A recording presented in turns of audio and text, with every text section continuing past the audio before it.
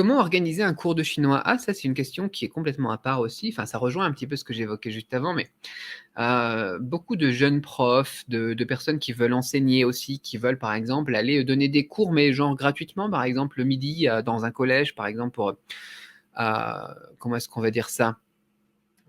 Mince, comment est-ce qu'on va dire ça? Initier quoi, des collégiens ou des adultes, donner des petits cours comme ça, juste d'initiation, ou des profs qui débutent, qui me demandent, bah tiens Cédric, toi qui as été prof, qui a été jury pour le bac, etc.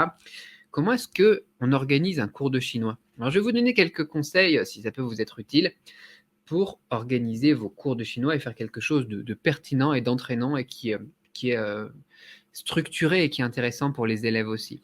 Alors déjà, il y a quelque chose qui est très important et que après, quand vous ferez inspecter la première fois, vous le verrez, mais c'est mieux de le savoir avant de se faire inspecter, c'est le rituel de classe. C'est-à-dire qu'il faut avoir un rituel, toujours commencer le cours de la même manière. Donc nous, ce qu'on faisait à chaque fois en début de cours, c'est qu'on faisait comme en Chine, tu vois, les élèves se levaient, et puis ils disaient bonjour professeur, donc lao shi ha, et puis ensuite le professeur il répondait asseyez-vous, tu vois. Mais toujours en début de cours, peu importe la logique de cours dans votre lycée ou collège ou n'importe quoi, c'est d'avoir toujours ça. Voilà. Peut-être que voilà, ils n'ont pas l'habitude de se lever. Dans certains collèges, tu vois, ils ont l'habitude de se lever à chaque fois qu'un prof arrive. Dans d'autres, pas du tout. Nous, en cours de chinois, c'était comme ça, parce qu'en Chine, c'est comme ça. Ça les mettait aussi dans une ambiance. Voilà. Donc il y avait ce début de cours comme ça. Ensuite, c'est d'avoir un rituel de fin aussi, où c'est pareil. Tout le monde se levait, tu vois, Chili, levez-vous. Et puis, quoi. Enfin, Lao Shet Zaitian, Zaitian. Au revoir, professeur, au revoir, les élèves, ciao. Et puis, on s'en va.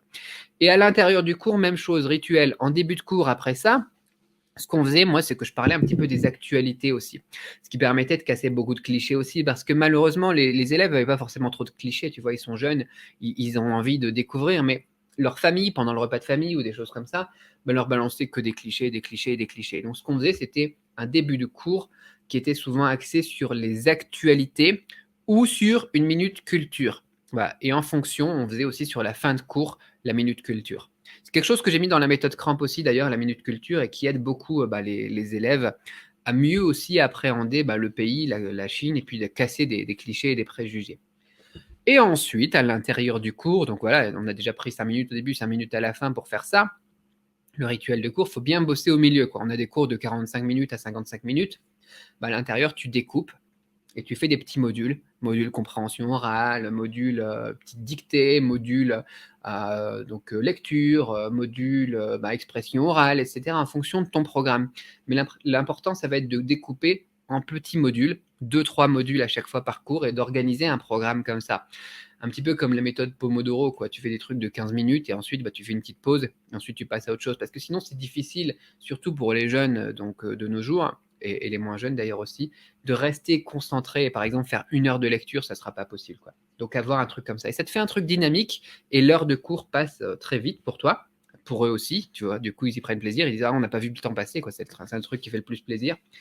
Et ensuite, derrière aussi, tu vois aussi que c'est très performant pour les résultats des élèves. Voilà les petites astuces d'un vieux prof de l'éducation nationale. Si ça peut aider un jeune prof ou quelqu'un qui voudrait créer un petit truc d'initiation pendant un événement, par exemple, dans un collège, dans un lycée ou quelque chose comme ça. Voilà, petite astuce.